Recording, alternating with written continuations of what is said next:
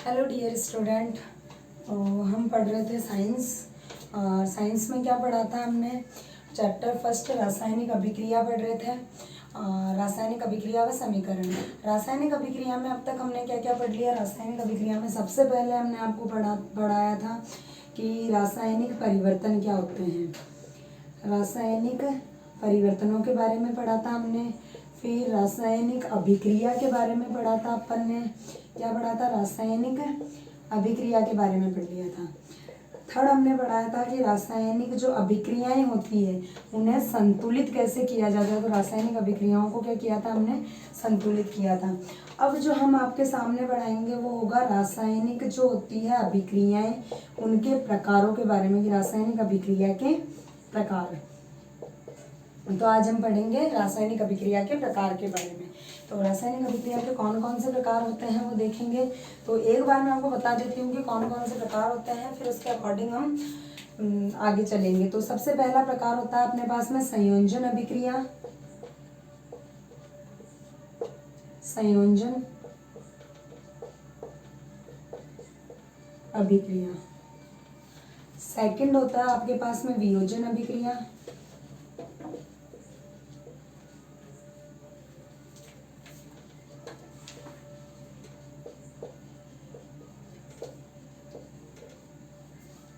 Third होगा आपके पास में विस्थापन अभिक्रिया।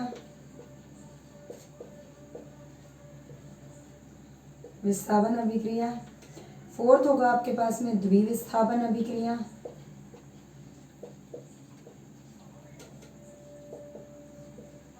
इसके बाद में 1 2 3 4 फिफ्थ होगी आपके पास में उपचयन व अपचयन अभिक्रियाएं।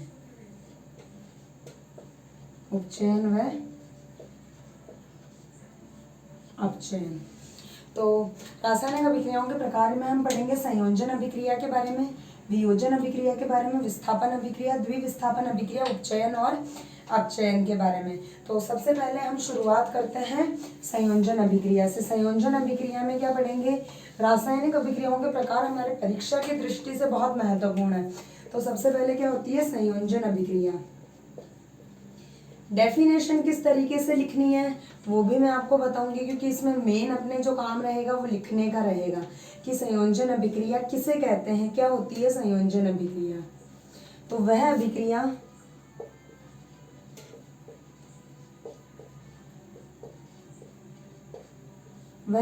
जिसमें दो या दो से अधिक अभिकारक मिलकर, दो भी हो सकते हैं या दो से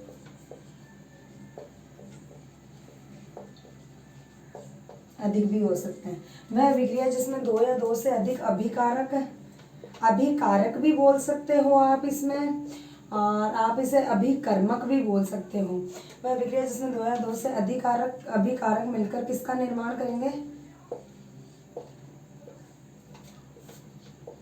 अभिकारक, उत्पाद। इन सबसे तो आप परिचित ही हैं कि क्या होता है। ये सब अभिकारक मिलकर क्या करते हैं? उत्पाद का निर्माण करते हैं।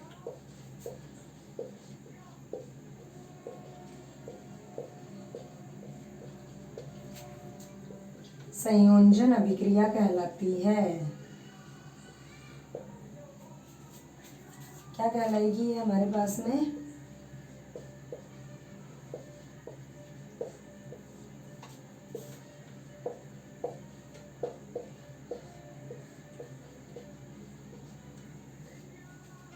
वह अभिक्रिया जिसमें दो या दो से अधिक अभिकारक मिलकर उत्पाद का निर्माण करते हैं वो हमारे पास में संयोजन अभिक्रिया कहलाती है। अब हम देखेंगे यहाँ पे कि जैसे H2 प्लस O2, ये अपने पास में एग्जाम्पल है। H2 प्लस O2 क्या बनाएंगे अपने पास में? H2O, मतलब हाइड्रोजन और ऑक्सीजन मिलकर क्या बनाते हैं? जल। ये जो कहलाते हैं ये क्या कहलाते हैं? ये हमने पहले भी पढ़ा है कि ये क्या कहलाएंगे? अभिकारक कहलाएंगे। और ये जो होगा ये क्या कहलाएगा अपने पास में? उत्पाद कहलाएगा। तो यहाँ पे हाइड्रोजन और ऑक्सीजन मिलके, मतलब दो अभिकारक मिलके किसका निर्माण कर रहे हैं? उत्पाद का निर्माण कर रहे हैं। तो सबसे पहले तो मैं आपसे पूछना चाहूंगी कि बैलेंस समीकरण है क्या? इधर दो हाइड्रोजन है, इधर दो हाइड्रोजन है, इधर दो ऑक्सीजन है, इधर एक ऑक्सीजन है। तो अपन क्या करेंगे? यहाँ पे दो लगा देंगे और यहाँ पे भी क्या लगा देंगे? दो लगा देंगे। तो हो गई ना चार हाइड्रोजन, दो ऑक्सीजन और दो ऑक्सीजन। ये अब हमारी बैलेंस रिएक्शन है। ये संयोजन अभिक्रिया के उदाहरण पढ़ रहे हैं हम। ठीक है। तो दो हाइड्रोजन और ऑक्सीजन मिलकर किसका निर्माण कर रहे हैं, जल का निर्माण कर रहे हैं। एक ये संयोजन अभिक्रिया हो सकती है, एक ये हो सकता है कि Mg+O2। जब मैंने आपको चैप्टर स्टार्ट ही किया था तब ये वाला एग्जाम्पल दिया था। क्या है ये Mg+O2। O2 मतलब यहाँ पे दहन हो रहा है, किसका हो रहा है, मैग्नीशियम का दहन हो रहा है। तो मैग्नीशियम का दहन क्या बनेगा अपने पास में, मैग्नीशियम ऑक्साइड बनेगा। बैलेंस रिएक्शन है ये, देख लेते हैं। इधर 2 ऑक्सीजन है, इधर एक ही है, तो यहाँ पे करेंगे 2 और यहाँ पे Mg भी क्या हो जाएगा आपके पास में 2। तो अब ये बैलेंस रिएक्शन है, ये आपके पास में क्या हो जाएंगे, अभिकारक होंगे ये, और ये क्या हो जाएंगे आपके पास में, ये उत्पाद हो जाएंगे। तो संयोजन अभिक्रिया बस बहुत इजी है। इसमें यही है आपके कि वह अभिक्रिया जिसमें 2 या 2 से अधिक अभिकारक मिलकर क्या करेंगे, उत्पाद का निर्माण करेंगे। तो ये क्या कहलाएगी आपकी संयोजन अभिक्रिया ही कहलाएगी। जैसे हाइड्रोजन और ऑक्सीजन मिलकर किसका निर्माण कर रहे हैं, जल का निर्माण कर रहे हैं। मैग्नीशियम को अगर अपन जला रहे हैं, जलाना मतलब मैग्नीशियम की किससे क्रिया होगी, ऑक्सीजन से, तो हमारे पास में क्या बनेगा, मैग्नीशियम ऑक्साइड बनेगा। ये आपके पास में क्या कहलाएगा, इसका उदाहरण हो जाएगा ये भी आपके पास में संयोजन अभिक्रिया का। अब हम पढ़ेंगे, ये तो 2 उदाहरण हमने देखे, अब हम बड़ा इंटरेस्टिंग सा उदाहरण पढ़ने वाले हैं। जैसे एक उदाहरण आपके पास में आता है कैल्शियम ऑक्साइड, और अगर इसकी आप जल के साथ में अभिक्रिया करवाते हो तो क्या बनाएगा, ये CaOH2। ये होता है CaO, कैल्शियम ऑक्साइड बोलते हैं, या इसे अपन बोल सकते हैं, देखो मैं इसके जो भी नाम है वो लिख देती हूँ यहाँ पे। इसे अपन कैल्शियम ऑक्साइड भी बोल सकते हैं, ये तो जल है, आप सब इससे तो परिचित हैं ही। कैल्शियम ऑक्साइड भी बोल सकते हैं, एक इसे अपन क्विक लाइम भी बोल सकते हैं। और अगर इसी चीज को, क्विक लाइम को अगर अपन हिंदी में बोले तो ये होता है आपके पास में बिना बुझा हुआ चूना। अभी बहुत अच्छा सा एग्जाम्पल दूंगी जिससे आपकी ये एग्जाम्पल तो शायद आप लोग भूलोगे भी नहीं। बिना बुझा हुआ चूना ये होता है कैल्शियम हाइड्रोक्साइड। क्या होगा ये आपके कैल्शियम हाइड्रोक्साइड होता है, या फिर इसे बोल सकते हैं अपन बुझा हुआ चूना।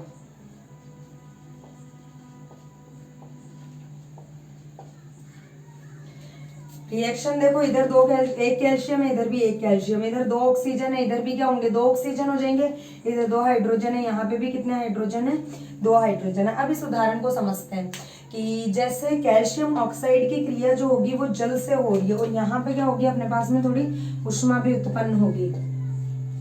क्या होगी, उष्मा। यहाँ पे जैसे ये एग्जाम्पल लिखा है हमने, तो यहाँ पे कैल्शियम ऑक्साइड की क्रिया किससे हो रही है, जल से हो रही है। अब क्या होता है कैल्शियम ऑक्साइड, कैल्शियम ऑक्साइड शायद आप लोगों में से सभी ने देखा होगा। कैल्शियम ऑक्साइड होता है, जैसे अभी तो खैर बहुत कम करते हैं, अभी तो काफ़ी सारे पेंट्स वगैरह चल रहे हैं, एशियन पेंट वगैरह ये सब चीज़ें। पहले के टाइम में, और पहले के टाइम में क्या एक्चुअली हमारे खुद के घर पे भी हुआ है, ये जो कली वगैरह होती है ना, ये कली जो होती है वो कैल्शियम ऑक्साइड कहलाती है, जिसे अपन कैल्शियम ऑक्साइड को चूना भी बोलते हैं। अभी मैं आपके साइड में फोटोज डाल दूंगी किस तरीके का होता है कैल्शियम ऑक्साइड। तो कैल्शियम ऑक्साइड जो होता है वो चूना भी होता है। जब कैल्शियम ऑक्साइड की क्रिया अपन जल से कराते हैं, तो अगर किसी ने घर पे कली वगैरह की होगी तो अच्छे से जानता होगा कि वो जो अपन चूना लेके आते हैं, शायद अभी भी सस्ता ही मिलता होगा, वो 100-200 रुपए का कट्टा मिलता है, 25 किलो या 10 किलो का ऐसे करके कुछ। तो अपन उसे लेके आते हैं घर पे, फिर किसी मटकी में भिगोते हैं, तो देखा होगा कि जब उस चूने पे अपन पानी डालते हैं तो कितना गर्म हो जाता है, उसमें से मतलब बहुत उष्मा निकलती है।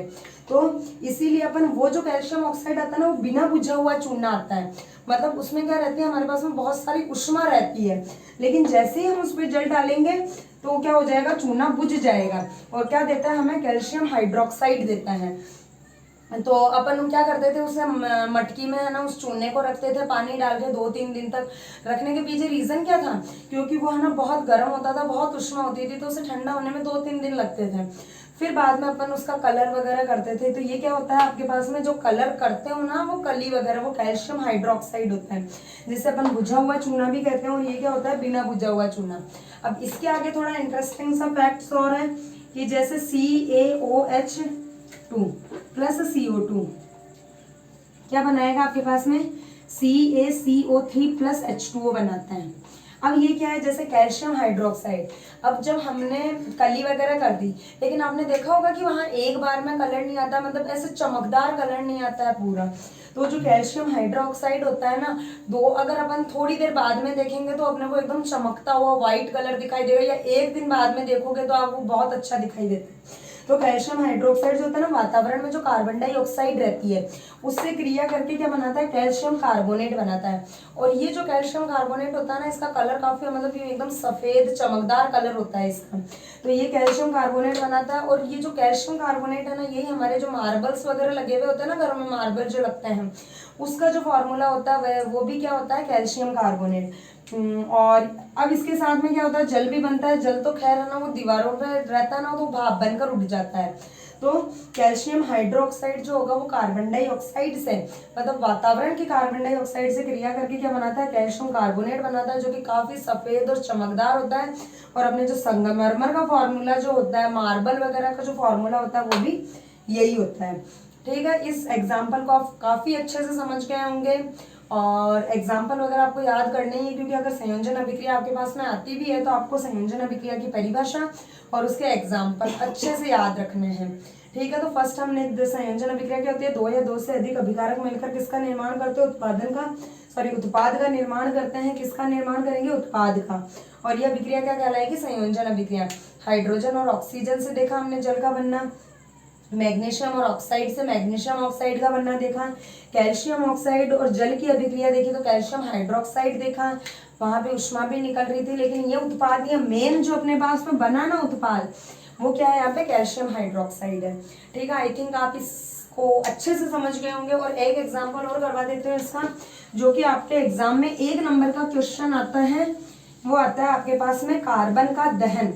जहां पे भी दहन शब्द आ जाए ना, वहां पे आप ये समझ लेना कि ऑक्सीजन से अभिक्रिया हो रही है। जैसे ये आपके पास में है ना, ऐसे आ सकता है एग्जाम में क्वेश्चन कि कार्बन के दहन की अभिक्रिया लिखी है, तो यहाँ पे हम पढ़ेंगे कार्बन का दहन। कार्बन आप सबको पता ही क्या होता है, कार्बन, कार्बन होता है C।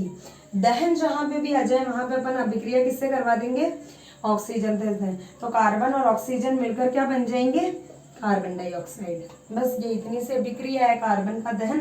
कार्बन का दहन मतलब कार्बन का जलना। और आप इसे ही, इसी रिएक्शन को आप यूं भी कह सकते हो कि कोयले के दहन की अभिक्रिया भी यही होगी। तो ये क्या है आपके पास में, कोयले के दहन की अभिक्रिया भी है। ठीक है, तो कार्बन का दहन बस इतना सही है कि अगर आप किसी कागज को भी जला रहे हो तो उससे भी अपने पास में कार्बन डाइऑक्साइड बनेगी ही। तो वो कार्बन ही होता है हर पदार्थ में, मतलब जो भी ऐसे जलने वाला पदार्थ होता है, कुछ कुछ पदार्थों में कार्बन ही पाया जाता है। और बस ये कार्बन के दहन की, कार्बन प्लस ऑक्सीजन की हो जाएगी कार्बन डाइऑक्साइड। एक आपके पास में मेथेन के दहन की भी आती है। मेथेन का दहन क्या होता है वो भी हम पढ़ लेते हैं। ये जो सब है ना, मेथेन का दहन, कार्बन का दहन, ये सब आपके एक एक नंबर के क्वेश्चन में आएंगे। इसे मेथेन का दहन भी बोल सकते हैं, या फिर प्राकृतिक गैस, मेथेन को क्या बोलेंगे, प्राकृतिक गैस भी बोल सकते हैं, या फिर आप इसे गोबर गैस भी बोल सकते हो। ये सब इसी के नाम है। किसके नाम है, मेथेन के ही नाम है। तो ये क्या होगी, मेथेन। मेथेन का दहन प्राकृतिक गैस या गोबर का दहन। मेथेन क्या होती है आपके पास में, CH4 होती है। अगर आप इसका दहन करोगे तो क्या होगी, O2, और ये आपके बनेगा CO2 प्लस H2O बनता है। ठीक है, यहाँ पे क्या बनेगा आपके पास में, CO2 प्लस H2O बनेगा। तो ये आपके पास में मेथेन का दहन आ गया, प्राकृतिक गैस या गोबर का दहन, ये सारी चीजें इसमें आ जाएगी। तो ये आपकी संयोजन अभिक्रिया यहाँ पे कंप्लीट होती है।